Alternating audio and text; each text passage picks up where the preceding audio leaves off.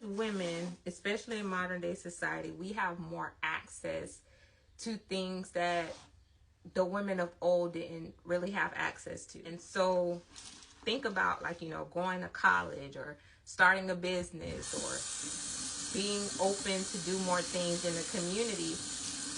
Having that male authority can provide structure to what we want to do. Having that male authority can give sound counsel. And it's not always to tell us no, but it's to help us look from a perspective that we may not have considered. A lot of times as women, we have, these ideas that we want to do, and we're ready to jump in. We're ready to jump in and to do the work because we're built that way. The Most High gave us the capacity to be able to put our hands to the plow. But when it comes to the man, they're not that they don't have that same ability, but they're wired a little bit different. Not all men, but most men, they count the cost. How much labor is this going to require? How much resources is this going to require? How much time? Who do I need? They think about all these different aspects versus a woman. She's just like, oh my gosh, I got a great idea. Let me just jump into it. Being a covered woman, you get to bring that idea to the man, and he can help you navigate how to structure that idea and how to put forth the effort and the energy to bringing that idea to pass, so that you don't burn yourself out, so that you don't become overwhelmed. He also adds the piece of responsibility and accountability. So from a responsibility perspective, you want to start this business or you want to purchase this item, and you have a certain amount of resources, and you're like, oh my gosh, I really want to do this, or oh my gosh, I really want to purchase this item. However, you don't have all the resources. Having that male authority adds that responsibility portion, because you are a responsibility of his, or you're responsible to him.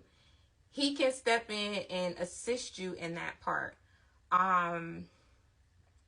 The accountability portion is, let's say you purchase this item, or you start this business, and you're about 75% into completing it, or let's say you purchase something and you are not tending to it, you are not taking care of it as you should.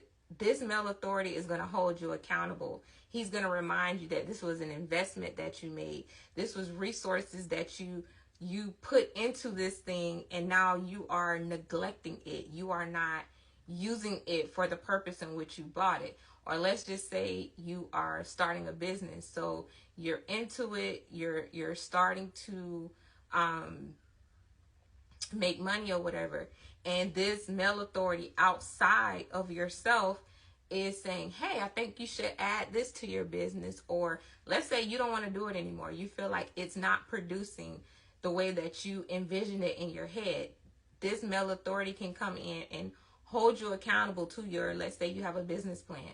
So he holds you accountable to your business plan, as well as give you insight, give you feedback on things that you can do to increase your business, areas that you didn't even think to operate in pertaining to your business. So there are so many qualities of being a covered woman versus being a single woman. Body in the community was covering these women. They had access to these men, whether they were in their dwelling place or if they were out and about in the community. There was always a male authority there to, helping them to navigate life. Whereas today, when we term ourselves single, it's kind of like just being out here in this big world, doing things our own way. Nobody can tell me anything.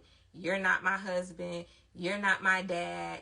You're not my this. You're not my dad. I'm my own woman. I can do my own thing. And when we have that type mentality, we run into brick walls.